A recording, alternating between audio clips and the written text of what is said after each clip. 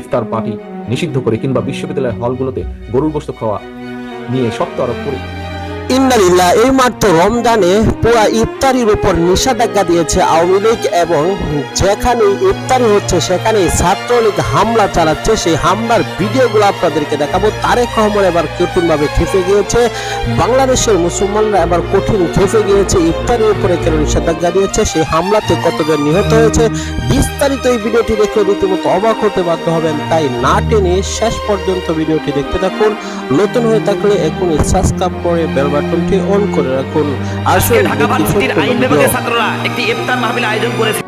সম্মানিত দর্শক, ইফতারের উপরে নিষেধাজ্ঞা দিয়েছে আওয়ামী লীগ সরকার। আর নিষেধাজ্ঞা পাওয়ার সাথে সাথে এবার কঠিনভাবে খেপে গিয়েছেন বর্তমান সকল মুসলমান এবং শিক্ষার্থীরা। বিশেষ করে ডাবি বিশ্ববিদ্যালয় এবং কি আন্তর্জাতিক সকল মহল থেকে এই বিষয়টি নিয়ে আলোচনা এসেছে, এবং কি বিশ্ববিদ্যালয়ের ছাত্ররা এটি নিয়ে আন্দোলনের পর আন্দোলন করছে এবং কি গণ ইফতারের আয়োজন করছে।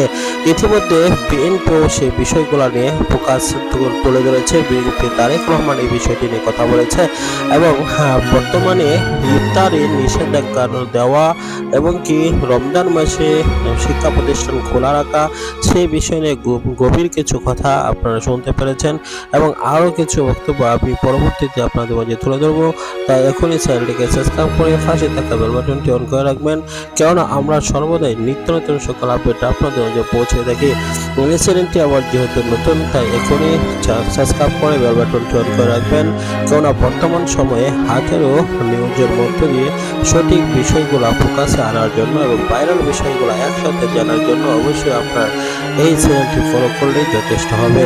তাই আবারও বলছি, চ্যানেলটিকে সাবস্ক্রাইব করে পাশে থাকা বেল বাটনটি অন করে রাখুন। বিদায় নিচ্ছি, দেখা হবে পরবর্তী ভিডিওতে। আসসালামু আলাইকুম ওয়া রাহমাতুল্লাহি ওয়া বারাকাতুহু।